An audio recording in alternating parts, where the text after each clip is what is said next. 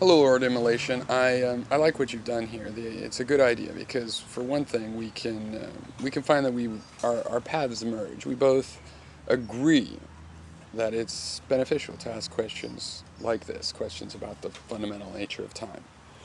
Um, now, does I'm going to put my 2 cents in on whether the future and past exist. Okay, I am perceptualist. I believe we start from a stream of perceptions. To me, the feature of time is the fact that these perceptions don't happen all together, they happen spread out over time. For something to exist, I say that I start off by saying, well, what does it mean for anything to exist? Can I define the existence of anything, and then can I define the existence of other things in terms of that and work my way out? Well, yes, I define myself in the stream of perception as the perceiver. Therefore, therefore I exist, and therefore anything that interacts with me exists. Okay, if I get a perception of something, it's evidence of the existence of something. So even if it's just an idea, it's evidence of both that idea and also that there is a material representation, something going on in my brain that facilitates that. Okay. So for something to exist, it has to interact with me. That's my definition. I don't have to perceive it. That's just some of my interactions I'm able to perceive. And I generalize to all of my interactions, even those that I won't happen to perceive. And I consider them in principle perceivable because there is an interaction. But there's always details I might not perceive, so we really are just talking about the interaction. Um, so I'm also applying at that point a materialist metaphysics of some sort. But again, I define that all in terms of perception.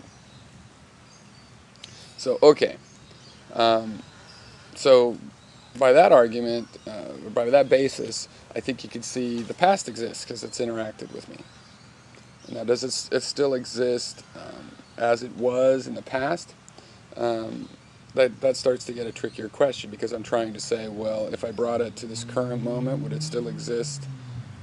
But it would be in the past. I'm bringing concepts that refer to the things, though it has to be present to exist. But actually, no, because having had past tense an interaction is what defines existence. And I know that I always perceive things well after the interaction. And um, so the past is actually easier to justify the existence of the past than it is of the present moment. Because the present moment, not even that well defined. Do I mean the present moment that I'll perceive in a second, or do I mean the present moment in my consciousness, the thing I am perceiving? You know, it's more difficult. The future, again, okay. For the future to exist, it would have to be possible for us to interact with it as the future. Now, it's possible to make some arguments that since I will interact with it, maybe that's an extension into the future tense. But I don't think so because we don't know that. We can't make those guesses before the things happen, only after. So I think really for us, the future is an abstraction. We're talking about a point in time that we think will, for example, have a concept of time that will be perceptible in a way that makes sense to our past experiences, and we're making that guess, and that's what we consider the future. Now, I'd say the future would exist if we could create some sort of a telescope that would look into the future and take a photograph of the future. See, we can't do that in the past, right? I take a photo, and it's a photo of the past, and I can have it in the present and look at it. But we can't do that for the future. We would have to do something like that for the future in order to know that it exists. Now, how could that even be possible? Well, I tend to think that probably the future does exist, but I don't know. But we're talking metaphysics, right? So I can say that, I think it probably does exist. But I don't think it exists in a concrete way where that's where we're going to be. I think it's more like we're in a cave system. And you walk down the cave system, you can only go so far to the left or right. But then you get a fork in the cave, and you can go in either channel of it. And maybe those channels come back together, maybe not. Maybe they fork again, and maybe they come back together in some way or not, right? It could be any pattern. And if we had a way to peer down into the future, down into the cave system, that would mean that the future existed. But it wouldn't mean that we would take that path to that future. And I believe that probably the future is concrete in some sense like that. That we could see a future point, but it would remain a possibility. We wouldn't be able to predict the future through this. So So, so in summary, I think that the past exists by definition. The past becomes asymptotically close to the present, and I believe this is a limit with a closed end on that side. And so I posit that the present exists because that's where the past is coming from. Again, that's kind of how I'm defining the present, the source of our past. Now, the future, maybe, as I said, could be tried to be justified in the same way. But I don't think we can do that because we have an idea of the actual present as when the interactions are going on. I don't see how we can step in front of that and call it pre-interactions. But something feeds into that, right? And that's why we suspect that maybe the something that feeds into it has a physical reality before it feeds in as well. Okay.